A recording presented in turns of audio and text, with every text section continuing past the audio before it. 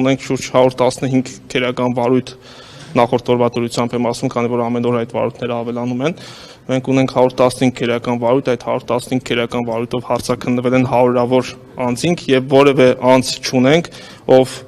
հարցաքննության ընթացքում հերկած լինի եւ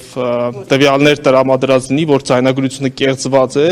այդ խոսակցության հեղինակի ես չեմ կամ պահանջի, որ նշանակվի փորձաքննություն։ Նման որևէ տվյալ, որևէ վարույթով մենք չունենք։ Մոնտաժված է իրենց խոսքը, այդպեսի բան չեն ասել,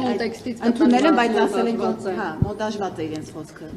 Մոնտաժված ասելով ի՞նչ նկատի ունեք։ Նկատի ունենք մի բառ վերցրել եք, կպցրել եք մի բառի մոնտաժ։ Ես ասել է պարծովքով ասել է ընտրություններ բերե հավաքել եք դա է մոնտաժված։ Ես ձեզ հավաստիացնում եմ, որ ձայնագրություն չկա, որևէ հրապարակված ձայնագրության որևէ կտոր չկա,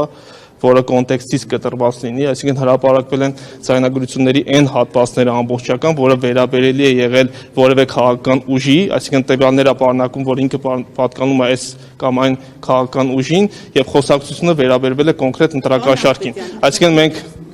մենք այդ ամեն ինչը ներողություն եմ խնդրում, մենք այդ ամեն ինչը վաղը մյուս օր բնականաբար ներկայացրելու ենք նաև դատարան։ Մենք ունենք ավարտված քերական վարույթներ, 14 քերական վարույթ 54 անձի վերաբերյալ արդեն իսկ ավարտվել եւ մեղադրական եզրակացությամբ հանձնվել է դատարան։ Եվ վաղը մյուս օր դուք մեր հանրությունը գնալու են դատարանում եւ անձամբ ցանոթանան այդ ձայնագրությունների բովանդակությունը։